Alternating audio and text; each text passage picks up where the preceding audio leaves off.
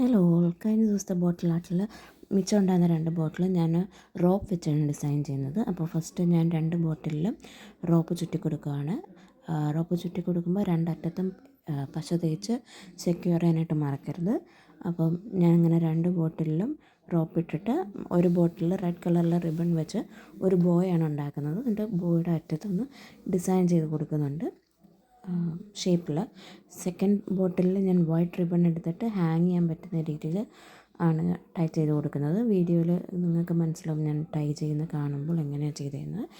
എന്നിട്ട് ഇതിന് കുറച്ചും കൂടെ ഭംഗിയാക്കാൻ വേണ്ടി ഞാൻ മണി പ്ലാന്റ് സെറ്റ് ചെയ്ത് കൊടുക്കുന്നുണ്ട്. ഇതിൽ വൈറ്റ് റിബൺ വെച്ചുള്ളത് ഹാങ് ചെയ്തിടാൻ പറ്റുന്ന കാരണം ഞാനത് ഹാങ് ചെയ്തിട്ടുള്ള ലുക്ക് എങ്ങനെയാണെന്നുള്ളത് ഈ വീഡിയോയുടെ എൻഡിൽ ഫോട്ടോ കൊടുക്കുന്നുണ്ട്. അപ്പോൾ എല്ലാവർക്കും ഇത് ഇഷ്ടപ്പെട്ടു എന്നുണ്ടെങ്കിൽ please like, share and subscribe to my channel. Thank U.